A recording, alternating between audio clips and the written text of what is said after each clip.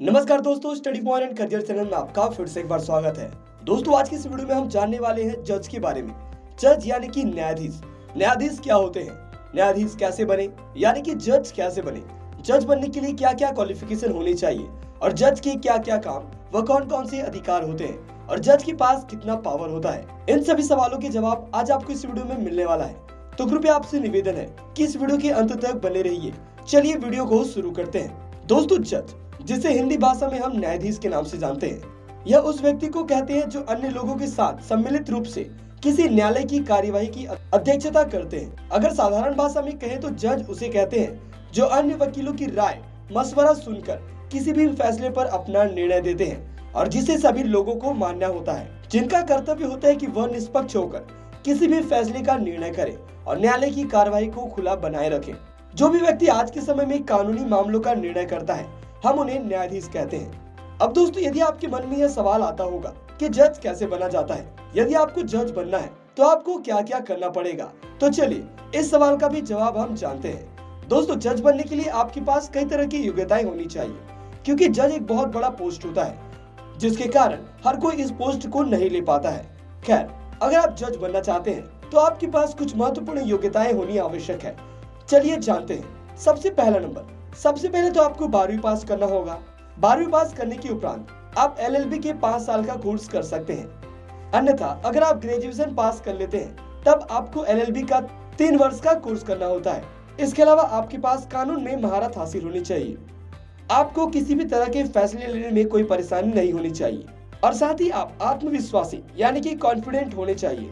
और इसके साथ जज बनने के लिए मेहनती तथा ईमानदार होना भी बहुत आवश्यक है। आपके अंदर हालात को समझकर सही व गलत का फैसले करने का क्षमता होना चाहिए। इसके बाद आपके पास लॉ की डिग्री तो होनी ही चाहिए, जो कि सबसे ज्यादा जरूरी है। इसके अलावा आपके पास वकालत करने का 7 साल का अनुभव भी इसमें जरूरी होता है और इसके साथ साथ आपके पास सभी धर्मों का ज्ञान भी होना चाहिए।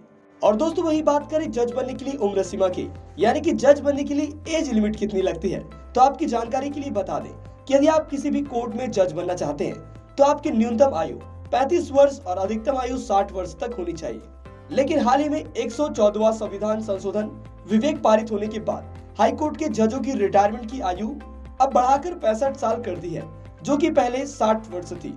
अब यहाँ पे एक महत्वपूर्ण सवाल आता है कि जज के आखिर क्या क्या काम होते हैं। दोस्तों, आपकी जानकारी के लिए बता दें कि जज बहुत ही जिम्मेदार वाला पोस्ट होता है, क्योंकि दोनों पक्ष का बात सुनकर जज को सही तरीके से फैसला सुनाना होता है। उनका मुख्य कार्य गवाहों की गवाही को सुनना, प्रस्तुत किए गए गवाह यानी कि प्रूफ की जांच पड़ताल करना भी उनका कार्य है और साथ ही साथ दोनों पक्षों की बात को सुनकर दलीलें सुनाना और अंतिम निर्णय देना भी जज का सबसे महत्वपूर्ण काम माना जाता है। अब दोस्तों, जज की इतनी रिस्पॉन्सिबिलिटी होती है, जज के इतने बड़े बड़े काम होते हैं, तो आखिर उनके पोस्ट के अकॉर्डिंग उनकी सैलरी कितनी होगी, यानी कि जज की सैलरी कितनी होती होगी, तो चलिए जानते हैं। दोस्तों, हमारे देश में जज कई प्रकार के होते हैं। अगर जूनियर सिविल जज की बात की जाए तो उनकी सैलरी लगभग 45,000 होती है, यानी कि हाई पोस्ट जज की बात की जाए तो उनकी सैलरी लगभग 80,000 तक होती है। यह वेतन राज्य के अनुसार होता है, यानी कि अलग अलग राज्यों में जज की सैलरी अलग अलग होती है।